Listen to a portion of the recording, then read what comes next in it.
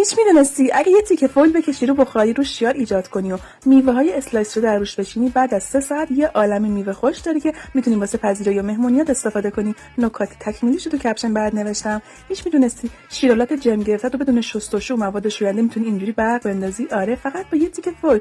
فقط شما ببینید، من حتی فیلمم قطع نمیکنم. فویل روی جرم شیرالات که بکشی مثل الماس میدرخشه و مثل روز اولش میشه. مواد غذایی درشو باز شده، مثل پفک، چیپس، نمک، ماکارونی. اینجوری با یه تیکه فویل اتو درشو وکیوم کن، دیگه هیچ وقت هوا نمیکشه و خراب نمیشه. قیچیتون کند شده، پارچه‌های زخیمو دیگه نمیبره، فقط کافیه چند بار باهاش فویل برش بزنی. من اصلا فیلمم قطع نکردم. ببین چطور مثل الماس شد و این پارچه زخیمو به همین راحتی برش زد. برای ناخنگی‌های کند شده و حتی رندهای کند شده این روش قابل اجراست. اگه می‌خوای دیگه هیچ وقت از نرم کننده استفاده نکنی، یه تیکه فویل داخل لباسشویی بنداز، با لباسا شسته میشه، لباسا نرم میشه و دیگه پرز نمیده. اگه اتو لباسا رو میسوزونه یا رو لباسا برق میندازه، فقط کافیه حین استفاده از اتو روش فویل بکشی.